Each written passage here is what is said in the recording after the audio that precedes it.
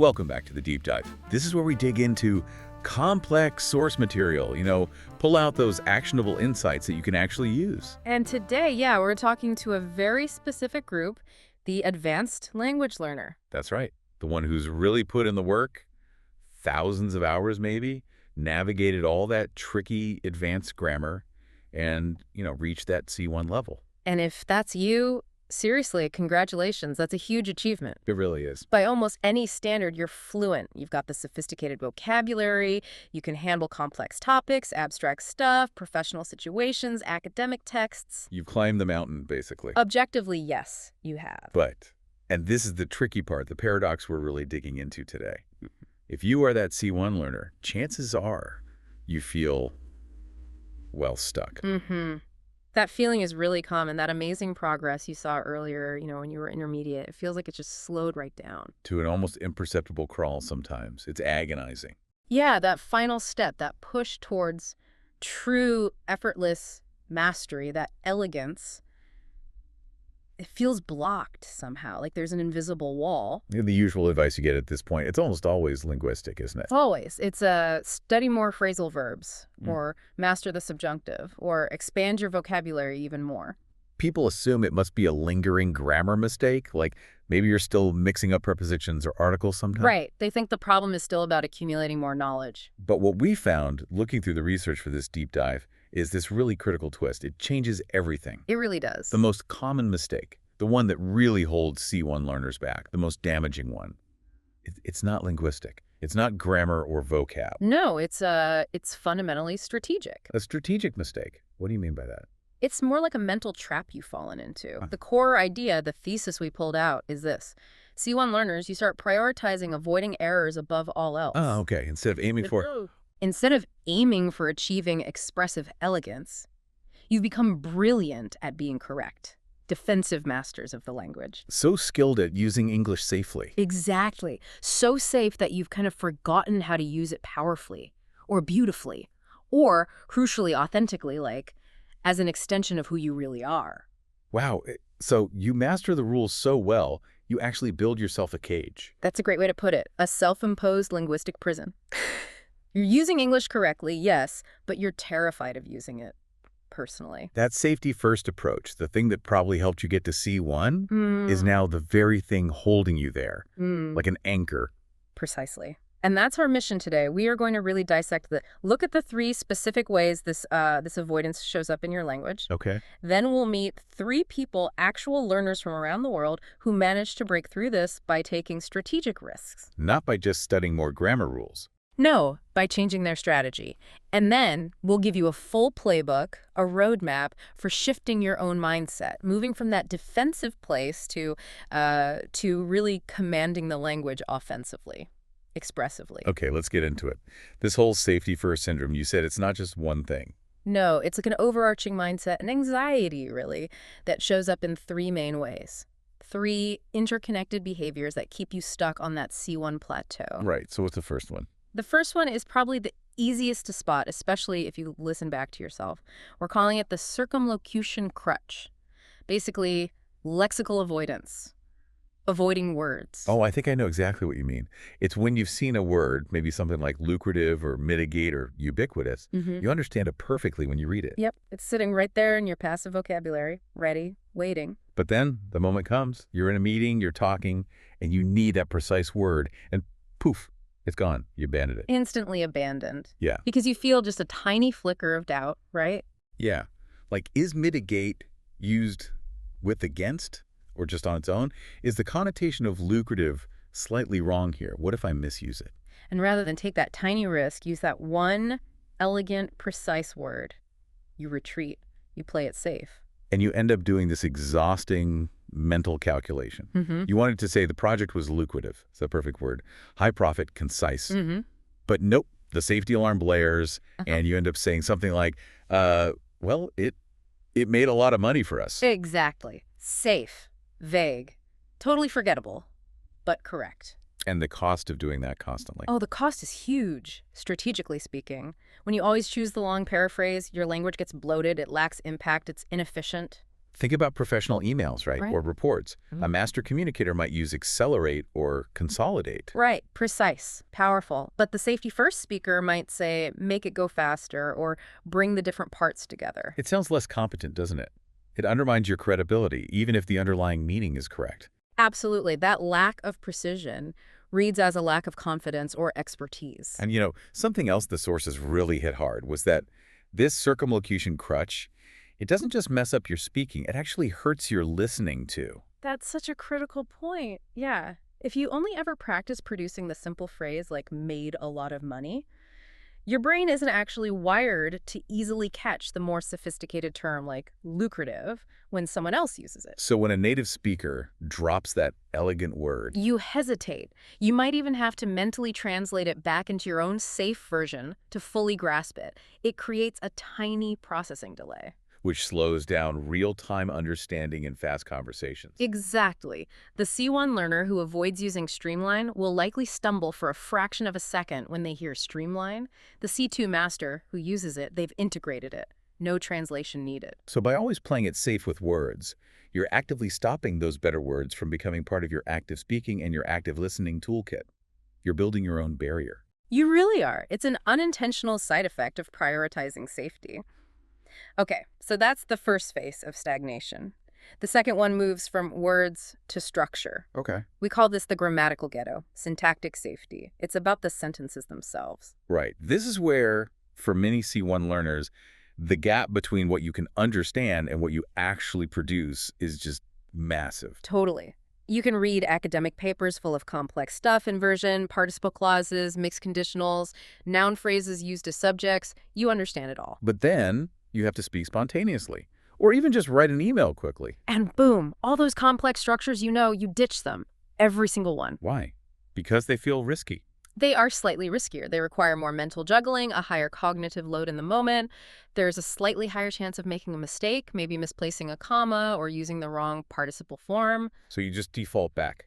You default back to simpler structures, you use basic coordinating conjunctions and but, so to link short, simple sentences, the kind of sentences you mastered back at B2 level. Yeah, the example in the source was great, avoiding something like, having finished the report, I sent it to the team, which is elegant, concise. Very elegant. It connects the actions smoothly. But instead, you play it safe with, after I finished the report, I sent it to the team. Which is grammatically perfect. Absolutely correct. But it's simpler. Less sophisticated. So what's the actual cost here? If it's correct, why does it matter? The cost is flow, rhythm, and intellectual shaping.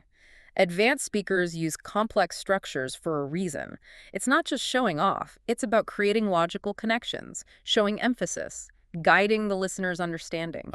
So if you only use simple sentences strung together, your speech becomes Monotonous, predictable. It sounds like you're just stacking simple blocks on top of each other, one fact after another. instead of building something with, like, architectural flow, where some ideas support others. Exactly. You lose the ability to signal which information is primary and which is secondary or background. If every idea gets its own simple sentence, complex arguments can sound flat or disjointed. The structure doesn't match the complexity of the thought. Okay, that makes sense. Lexical avoidance, syntactic safety. What's the third phase of this C1 stagnation? Well, this one might be the most profound, maybe the most heartbreaking in a way. It's the personality filter, the authenticity deficit. Right, that feeling of being the professional robot. I think everyone who's learned a language to a high level recognizes this. Oh, absolutely. It's like you have this vibrant personality in your native language. Maybe you're sarcastic or witty or really passionate or you love a good debate. But in English, that person just disappears. Vanishes. Yeah. Replaced by this competent, correct, but ultimately kind of bland version of yourself. Why does that happen? The sources explain it in terms of mental resources, right? Yeah, it's about cognitive load. The sheer mental effort required just to produce correct English, constantly monitoring your articles, your verb endings, your prepositions, word order, it consumes almost all your available processing power. So there's just nothing left. There are virtually no spare mental cycles left for the really complex stuff. Things like deploying sarcasm effectively, landing a nuanced joke, expressing subtle emotions, or showing passionate disagreement without just sounding rude or aggressive. So you hesitate. You're constantly self-editing in your head. All the time. Ooh, that's a funny thought, but is the idiom exactly right? Will they get the cultural reference in this joke? I feel really strongly about this point, but how do I phrase it firmly but politely? And the filter just clamps So down. filter kicks in, yeah. And out comes the safe, standard, corporate-approved response. Competent, unobjectionable, bland. And the cost here goes way beyond just sounding a bit boring. Oh, it's huge. It affects everything. If your interactions are purely transactional, just exchanging information, making requests maybe you can get by professionally for a while. But real connection, persuasion, leadership. Forget it. Language mastery isn't just about transactions, it's about transformation, building relationships, inspiring people. You cannot form deep connections. You can't truly persuade someone on an emotional level. You certainly can't lead effectively if people are only ever interacting with your English proxy. Your polite, correct, English-speaking representative, not the real you. Exactly. The sources used a great phrase. You become perfectly unmemorable. People might notice your good grammar, sure, but they never actually meet you. Wow. So until you bridge that gap, connect the language skill to your actual core identity. You're stuck. You're trapped in that competent, maybe even impressive, but ultimately unfulfilling C1 holding pattern. Which brings us back to the main point. The mistake isn't about not knowing enough English. No, it's about lacking the courage, maybe, to use the English you have in a way that reflects who you are. It's a failure of strategy, not knowledge. You have all the tools, but you're afraid to build anything interesting. That sums it up perfectly. So the big question then is, how do you break free? How do you dismantle this safety-first thinking? Right. You mentioned case studies, people who actually did this. Yes. The key is shifting the strategy. It's about deliberately introducing strategic risk. We looked at 3 individuals who were hitting these exact walls and managed to push through. And crucially, they didn't do it by burying themselves in more textbooks. They changed their approach to risk and failure. Exactly. Let's start with Anya. She's a financial analyst from Poland, and her specific issue was that circumlocution crutch. Her English was accurate, but dull, inefficient. Okay, so what was the situation? Well, she was good at her job, her analysis was sound, but her international manager kept giving feedback. Things like her reports were accurate, sure, but they lacked executive punch. They were just long-winded. And she figured out why. Yeah, she realized she was constantly using these sprawling generic phrases like the figures that show how much money we made, because she had this tiny fear of misusing the single perfect word like profit figures. She knew leverage meant using resources well, but she'd write, make use of the existing resources instead. Precisely that kind of thing, over and over. Her fear of being slightly wrong made her verbose, and that actually made her seem less confident, less decisive, less executive. So her diagnosis wasn't, I need more vocabulary. No, her diagnosis was brilliant. I'm suffering from strategic avoidance. She had the vocabulary passively, she just wasn't activating it. So what did she do? What was her strategy? Her solution was something she called the precision challenge, and it was designed specifically to force her brain to access and use that sophisticated vocabulary she already knew. Okay, sounds intense. How did it work? It had 2 main parts. First, she identified those really common generic verbs that just kill precision and elegance in professional writing. Like get, make, do, have. Exactly, those 4. And for 1 month, she completely banned herself from using them in her professional emails and reports. Whoa, hang on. Banning get, make, do, and have. In business English, that sounds incredibly difficult, almost impossible. Oh, it was agony at first. She said herself, the first week, it literally doubled the time it took her to write anything. She couldn't just fall back on the easy options. So she had to actively search for better verbs. She was forced to find them. Obtain instead of get. Generate or produce instead of make. Execute or perform instead of do. Possess or contain or feature instead of have. It was like linguistic weightlifting, forcing dormant muscles to work. Did the sources say if people usually stick with something that hard? Actually, yeah, they mentioned that something like 60% of learners who try this kind of extreme verb ban give up within a couple of weeks. The initial cognitive load is just too high for many. But Anya stuck with it. She stuck with it Yeah. because she'd identified the strategic reason, and by taking away the crutch, she forced her brain to adapt. But that was only part 1.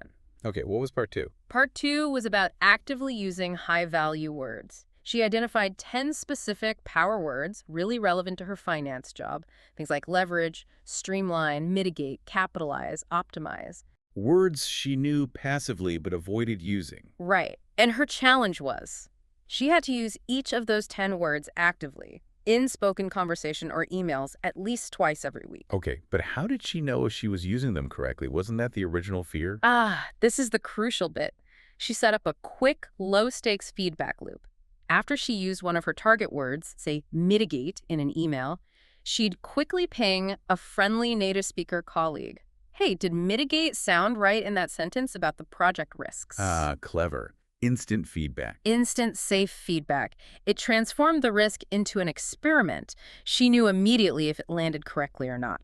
No more lingering uncertainty. And the result for Anya? It was apparently transformative. After about 3 weeks, the agony lessened. She wasn't constantly translating back and forth in her head anymore. She started actually thinking in those more precise, specialized terms. And her reports. They got sharper, more concise. They finally had that executive punch her manager wanted. It really drove home the power of finding that single perfect word instead of rambling. Wow, that's a great story. So, forcing precision, banning the generic, and getting instant feedback. That was Anya's path out of the circumlocution crutch. Now let's look at Kenji. He's an academic researcher from Japan. His problem was different. The grammatical ghetto. Right, he understood complex stuff, but sounded simple when he spoke. Exactly. Kenji could read and understand incredibly dense theoretical papers in his field, no problem there. But when he had to give presentations on his own research, he sounded hesitant, almost simplistic.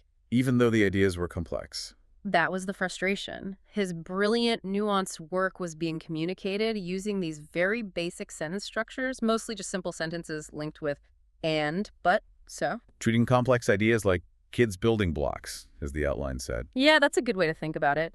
He knew intellectually how to build sophisticated sentence structures. The blueprints were in his head, but he was afraid they'd collapse under the pressure of speaking spontaneously. Yeah. So again, prioritizing safety.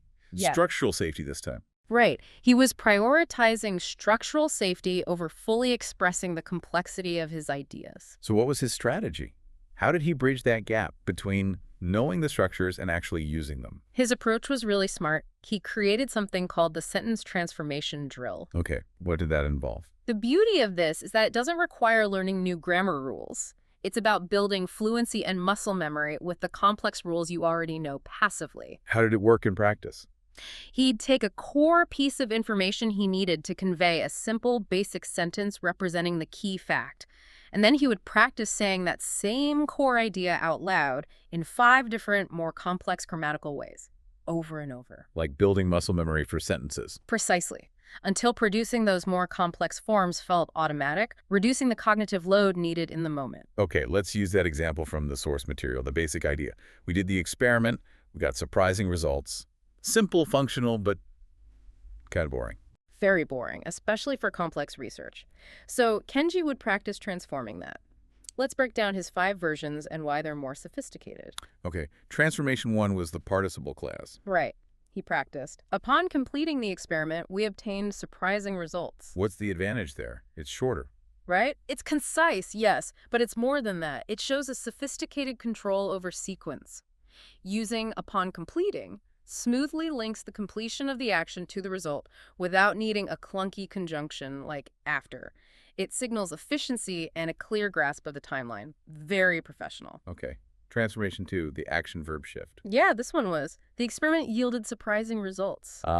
This connects back to Anya's strategy, getting rid of weak verbs. Exactly. Instead of the simple, passive-sounding, we got results, he makes the experiment the active agent by using a strong, specific verb, yielded. So it shifts the focus. Completely. It shifts focus from the researcher's action, we got, to the inherent power or outcome of the research itself.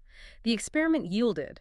Sounds much more objective and authoritative, especially in science. Right, okay. Transformation 3 used inversion? Yes, the correlative structure with inversion for emphasis. Not only did we complete the experiment, but we also uncovered surprising results. This sounds much more dramatic, more persuasive. That's exactly the point. This structure is pure rhetorical power, using not only, but also forces that subject auxiliary inversion did we complete, which automatically draws attention and adds weight. It frames the outcome as a significant 2-part achievement. Great for conclusions. Definitely sounds more like an expert drawing a strong conclusion. Okay. Transformation 4 was nominalization. Right. What surprised us were the results of the experiment. This one feels a bit more indirect, maybe. Why is it powerful? C1 learners often avoid this what clause structure because it can feel a bit wordy, but it's incredibly useful, especially in academic or formal contexts. By starting with what surprised us, you foreground the element of surprise itself. So it emphasizes the finding, not the researcher's feeling. Exactly. It subtly depersonalizes it. It's not just we were surprised, it's the objective results were inherently surprising. It helps maintain that crucial objective scientific tone while still highlighting significance. That's a subtle but powerful shift. Yeah. Okay, one more. Transformation 5, the non-restrictive relative clause. The example was, the results of the experiment, which were surprising, indicated. And then presumably the conclusion. So tucking the surprising part into the middle. Yes, this shows the ability to seamlessly embed extra information, the nature of the results within the main clause without disrupting the logical flow. The main point is the results indicated X, but the parenthetical clause, which were surprising, adds important context efficiently. It keeps the argument moving forward. So Kenji practiced these 5 variations for different core sentences. Over and over, out loud, until the patterns became automatic, until they were part of his active grammatical repertoire, ready to be deployed spontaneously. And the result? The result was that these structures started showing up naturally in his presentations. He wasn't just listing data points anymore, he was framing the information, using grammar to show connections, emphasis, and authority. He sounded much more confident because his language structure finally matched his intellectual depth. That's fantastic. Okay, Anya tackled words, Kenji tackled sentences. Who's our third case study? Our third case is Chloe, a marketing manager from France, and her challenge was that personality filter. The competent but dull problem. Exactly. In French, apparently, Chloe was known for being incredibly charismatic, witty, persuasive, just really dynamic. But in English meetings? Competent, correct. Professional, and completely forgettable. She felt she became this sanitized corporate robot version of herself, sticking rigidly to the safe script. And that's not just a personal annoyance, right? In marketing, charisma and connection are crucial. Absolutely. How do you inspire a creative team or pitch a bold campaign or build real client relationships if your language is so filtered that it has zero personality, zero emotional spark? Her own assessment was brutal. My English was perfect and perfectly forgettable. That says it all, doesn't it? Her strategic mistake was thinking that professional meant devoid of personality. She hadn't grasped that authentic, persuasive communication often requires taking small emotional risks. So what was her strategy? Yeah. How did she bring the real Chloe back into her English? Her strategy was really interesting. She called it repatriating personality, bringing her personality back home into her English. Okay. How did she do that? Did she study lists of jokes or idioms? No, nothing like that. She focused on the feeling and the impact of communication rather than just the grammatical accuracy. She decided to tackle it one personality trait at a time. Starting small. Starting focused. She decided to begin with storytelling because that's often where humor, vulnerability, and charm reside. What was the exercise? She picked a short, preferably slightly humorous personal anecdote, something relevant to work, maybe about a small project failure, something that showed a bit of her real self, her wit, maybe some self-deprecation. Okay. And she practiced telling that story out loud. But here's the key. She practiced it with a trusted, friendly colleague. And the focus wasn't check my grammar. The focus was, help me get the rhythm right. Help me land the punchline. Does the feeling come across? So she was prioritizing the overall effect, the performance, over perfect correctness. Exactly. She was intentionally trying to let her authentic voice, her natural storytelling instinct, drive the language, forcing the internal grammar checker to take a backseat for a moment, translating the message and the feeling, not just the literal words. Did it work? Was it awkward at first? Presumably a bit awkward, yes, but the sources described her breakthrough moment as a genuine revelation. The first time she told one of these practiced anecdotes in a real international meeting, and people actually laughed, genuinely laughed with her. That must have felt amazing. It was apparently the moment the fear just dissolved. She internalized that crucial difference. They were laughing with her, connecting with her story, not at her slightly imperfect English. The filter just shattered. Pretty much. From there, she started bringing back other elements of her personality. Her connections with colleagues deepened. Why? Because Chloe was finally in the room, not just her competent English-speaking proxy. So she proved that getting to C2 isn't just about rules, it's about courage. The courage to be yourself in another language. Beautifully put. Anya, Kenji, Chloe, they all show the same thing. Getting off that C1 plateau isn't about cramming more knowledge. It's about fundamentally changing your strategy towards risk.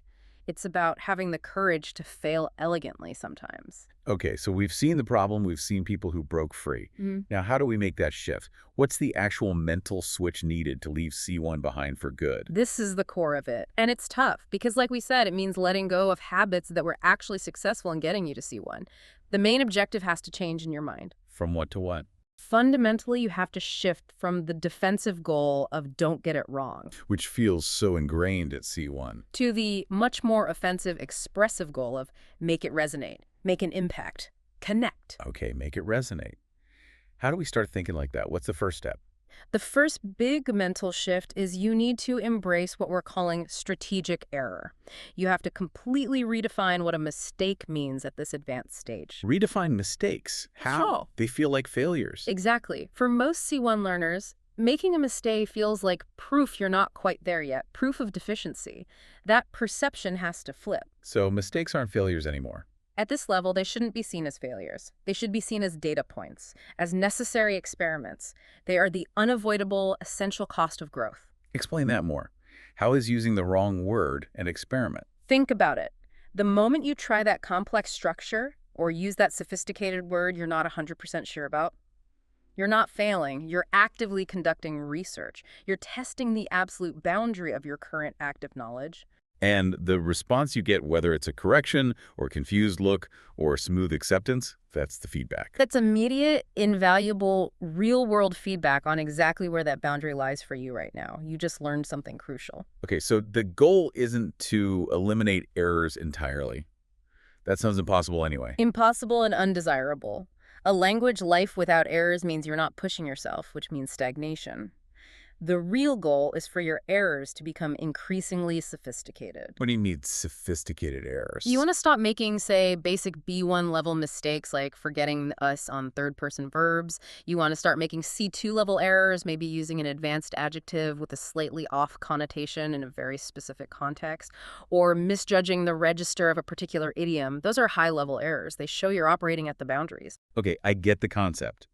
But let's be real. If I'm in a high-stakes meeting with my boss and I try some fancy inversion structure and totally mess it up and get corrected, that feels terrible. That is a hit to my confidence. C1 learners often have really high standards for themselves. How do you tell them to risk that kind of public failure without just making them shut down? That's a really important practical pushback. And the sources address this directly. It really comes down to framing the outcome in your own mind. Oh. Think about the alternative. If you play it safe and use the simple B2 structure you know is correct, what happens? You feel safe? Yes, but you learn absolutely nothing. You get zero developmental feedback. You stay exactly where you are. Okay. Now, if you attempt the complex structure, the riskier option, yes, there's a chance of momentary embarrassment if you get it wrong, but neurologically. You've just engaged in a high-leverage learning event. Your brain has just received and cataloged the correct usage pattern, probably under heightened emotional awareness, which actually aids memory. So the potential momentary awkwardness is basically the price of admission. Yeah. The tuition fee for accessing C2 level skills. That's exactly how you need to frame it. It's an investment in growth, not a reflection of current failure. Okay. So how do we make this actionable? How do we practice embracing strategic error? The practical advice is simple. Pick one small linguistic risk per week. Just one. Maybe it's a specific, sophisticated word you always avoid, or one complex sentence structure like Kenji practiced, or attempting a bit of subtle humor or irony. One specific target per week. Yep. And your goal for the week is to consciously use that specific item 3 times in real communication, speaking, or writing. And what's the success metric? Using it perfectly. No, this is key. The rule is you win either way. If you use it and someone corrects you, great. You just got precise, personalized feedback on that specific item. Win. If you use it and nobody corrects you and it seems to land fine, also great. You just successfully move that item into your active repertoire. Win. So you reward the attempt, the strategic risk itself, regardless of the immediate outcome. Precisely. It shifts the focus from, did I get it right, to, did I take the strategic risk? That's the first mindset shift. Okay. Embrace strategic error. What's the second big mental shift? The second shift is to actively pursue Cognitive integration. Cognitive integration. What does that mean? We talked earlier about the personality filter, how English feels like it's stored in a separate, high-maintenance part of the brain for C1 learners. Exactly. That internal safety monitor, the grammar checker, is constantly overlooked because your core identity, your personality, your passions, they aren't really linked to your English output yet. You're using English about things, but not as yourself. So the goal of cognitive integration is to merge them. It's to merge that high-maintenance language knowledge with your core self, your personality, your sense of humor, your opinions, your passions, so that the language starts to flow more automatically, more authentically when those core parts of you are engaged. Less conscious monitoring needed. Okay, makes sense. How on earth do you do that? The most effective way, according to the research, is actually quite counterintuitive for language learning. What is it? Start a hobby or actively engage in an existing passion, but do it entirely in English. Wait, not join another language class or conversation group? No, critically, not something where the main focus is practicing English. Join an online forum for photographers where they argue about lenses in English. Join a Discord server for a complex video game you love where the strategy discussions happen in English. Join a local club, gardening, coding, board games, whatever you're passionate about, where the common language happens to be English. Why is that distinction so important? Why a hobby instead of a language group? Because in the language group, the focus is still on the language. You're self-conscious, you're monitoring. But when you're passionately arguing about the merits of Canon versus Nikon, or debating the best way to prune roses, or coordinating a raid in a game, what's your primary goal? To win the argument, share my knowledge, connect with people about the hobby. Exactly. Your brain's priority instantly shifts to the message, the passion, the logic, the connection. You're so focused on expressing your point about photography that you don't have as much spare capacity to constantly monitor your article usage. So the language becomes the tool again, not the object of study. Precisely. It forces English to become a vehicle for your actual personality and interests. It bypasses the overworked grammatical censor because the drive to communicate your passion is stronger. That's how integration happens. Your wit, your opinions, they start to sneak through naturally because the topic commands your attention. That's really clever. Use English to do something you love, and the authenticity follows. Oh. Okay, strategic error, cognitive integration. What's the third mindset shift? The third one is maybe the most fundamental shift in how you measure success. You need to start valuing impact over accuracy. Impact over accuracy. Moving away from the classroom or the textbook. And into the real world. Think about it. In your professional life or even your social life, who do people really remember and connect with? The person who used every preposition perfectly but was utterly boring. Definitely not.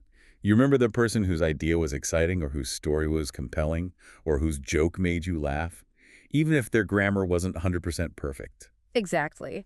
Perfect grammar that fails to connect or persuade is, strategically speaking, a massive failure. Impact is the real metric. So we need to change how we judge our own conversations. Fundamentally, stop finishing a conversation and immediately running a mental error check. Oh no, did I say in when it should have been on? That's the C1 trap. What's the better question to ask ourselves? The only question that truly matters is, did I communicate my point effectively? Did my message land? Did I connect? Did I resonate?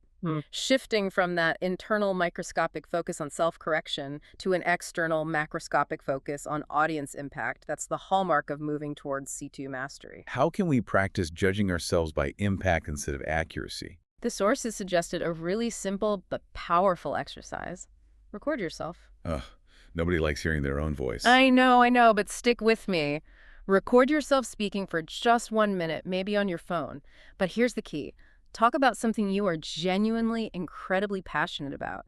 Your favorite football team's recent game, a political issue you care deeply about, why pineapple absolutely does not belong on pizza, whatever gets you fired up. Okay, record a 1-minute passionate rant, then what? Then listen back. But, and this is crucial, you are forbidden from listening for grammatical errors. Ignore them completely. So what am I listening for? You assess that 1 minute based only on macroscopic impact. Ask yourself, was it engaging? Did my passion come through? Was the core message clear? Was it memorable? Forget the grammar. Judge the overall effect. Because that's how my listeners are judging me in reality. That's exactly how they're judging you. And that needs to become the primary way you judge yourself.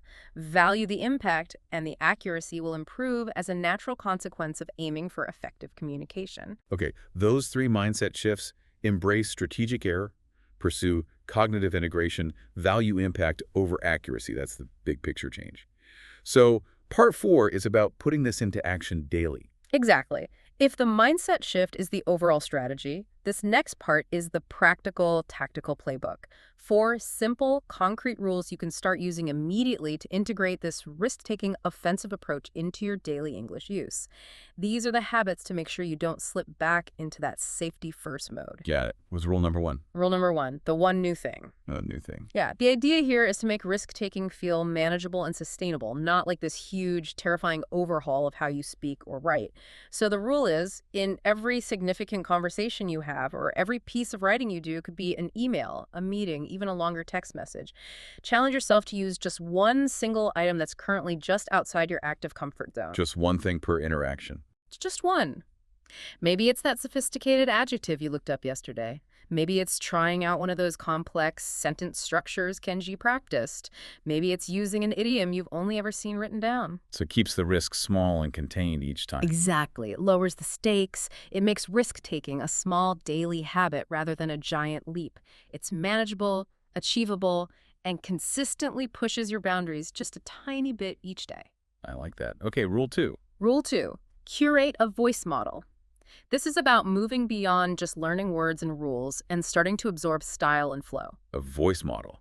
Like find someone and copy them. Not exactly copy them, but strategically emulate aspects of their style. Stop just consuming English, passively reading articles, listening to news. Actively find a native English speaker. Maybe it's a specific journalist you admire, a podcaster whose delivery you like, a TED speaker whose presentation style feels compelling. Someone whose communication style resonates, not just their accent or content. Precisely. And don't just listen to what they say, analyze how they say it. How do they transition between different ideas so smoothly? How do they use pauses or changes in pace for emphasis? How do they weave in a story or a touch of humor without losing their main point? You're looking for the connective tissue, the rhythm, the way they structure their communication. Exactly. And the active part of this is shadowing. Shadowing. Yeah. Find a short clip of your voice model speaking, maybe 30 seconds or a minute. Play it and try to speak along with them simultaneously. Don't worry about understanding every word. Focus on matching their rhythm, their intonation, their cadence. So it's like physically practicing the music of their speech. That's a perfect analogy. It physically trains your mouth, your breath, and your brain to produce more native-like flow and rhythm. It helps you bypass that slow, deliberate, word-by-word sentence construction process that often plagues C1 learners. Okay, find a model, analyze their style, shadow their rhythm. Rule 3. Rule 3. Create a feedback loop for elegance. This is about changing the kind of feedback you ask for. How so? We talked about Anya getting feedback. Yes, but this is broader. When you ask for feedback from anyone, a tutor, a language exchange partner, a trusted native-speaking colleague, you have to stop asking the default safe C1 question. Which is? Was this correct? Or did I make any mistakes? That question reinforces the old defensive mindset, the focus solely on accuracy. So what should we be asking? You need to start asking questions that push for feedback on style, nuance, naturalness, and impact. Questions like, did that sound natural to you? Or how could I phrase that more powerfully? Or is there a more concise way to say this? Or even, did the sarcastic tone I was going for actually come across there? So you're specifically asking for feedback on the quality and effect of the language, not just its grammatical correctness. Exactly. It forces your feedback partner to engage on a C2 level. They have to think about stylistic appropriateness, connotation, register, impact the things that separate confidence from mastery. You're signaling that elegance and impact are your goals now, not just avoiding errors. Demanding elegance to achieve elegance. Makes sense. Okay, final rule. Rule 4. And rule 4, this one's maybe the most direct assault on the safety filter. Engage in improvised speaking. Improvised speaking. Yeah. Like making things up on the spot. Essentially, yes. Yeah. You need to deliberately put yourself into situations where careful planning and self-monitoring are impossible, where you have to speak spontaneously. Give me examples. Join a local debate club. Participate in online forums or voice chats where the topic shifts rapidly. Maybe even, if you're feeling particularly brave, take an improv comedy class taught in English. Okay, why does that help? It sounds terrifying. It's terrifying because it works. The intense pressure to respond immediately, to keep the conversation flowing, to perform without a script, it forces your brain to bypass that overactive grammatical monitoring system. You literally don't have time to check every single preposition or article ending. So the need to communicate overrides the need to be perfect. Precisely. And when that monitor gets bypassed, what comes out? A rawer, more direct, often more authentic version of your English. The version that's more closely connected to your actual thoughts and personality, not the heavily filtered one. So it forces that cognitive integration we talked about. It forces it, yes. And it also demonstrates to yourself that you can function, you can communicate, even under pressure, even without constant self-correction. That realization helps you gradually rely less on that exhausting internal censor in everyday situations, too. Wow. Okay, so the 4 rules. 1 new thing daily, curate a voice model, seek feedback on elegance, and engage in improvised speaking. That's a concrete plan. It is, and it all comes back to that core idea. The journey from C1 to C2 isn't just about adding more bricks of knowledge. It's fundamentally different. It's more like a curve. And navigating it requires you to strategically dismantle and let go of some of the very habits and strategies that were so successful in getting you to C1 in the first place. Those successful strategies, the careful circumlocution, the safe, simple syntax, the filtered professional personality, they were useful shields on the way up. But now they've become the walls of the plateau. They are your primary barriers. You have to consciously choose to lower those shields and step out. Which leads us back to the central thesis, the most common mistake, the biggest obstacle for the C1 learner. It isn't about knowledge. No. When you boil it all down, it's a failure of courage. Wow. The courage to risk using that perfect, elegant word you're 95% sure of. The courage to try that complex sentence structure that might sound more authoritative. And perhaps most importantly, the courage to let your authentic personality shine through, even if it means making a few more minor errors along the way. It's a choice then. It absolutely is. And that's really the final thought we want to leave you with today, kind of a provocation. You're standing at a crossroads. What's the choice? You can choose to stay in that comfortable, familiar, well-lit room of correct English. It's safe there. You're protected from errors. You know the rules. But you're also protected from making a truly deep connection, from having a truly memorable impact. Yeah. Or you can choose to step out. Venture into the messy, unpredictable, sometimes challenging, but ultimately beautiful and vibrant garden of truly expressive English, where things might occasionally go wrong, but where growth happens, where real communication flourishes, where you are present. So mastery isn't about passing a test anymore. Not at all. True mastery begins the moment you stop seeing English as a test you might fail and start seeing it as this incredible, flexible, powerful canvas. A canvas you can use to paint your unique thoughts, your personality, your perspective onto the world. And that safety of just being good enough, of being correct but forgettable. That safety is the biggest barrier to brilliance, ironically. You have to be willing to cross that line. Take the risk today. Use the word. Try the structure. Tell the story. Exactly. Be willing to potentially look slightly foolish for a single moment in order to become that truly expressive, impactful, authentic master of the language for a lifetime. Take the strategic risk. Thank you. That's a powerful way to reframe the C1 challenge. We hope this deep dive gives you the strategy and the courage to finally break free from that plateau. Thanks for joining us.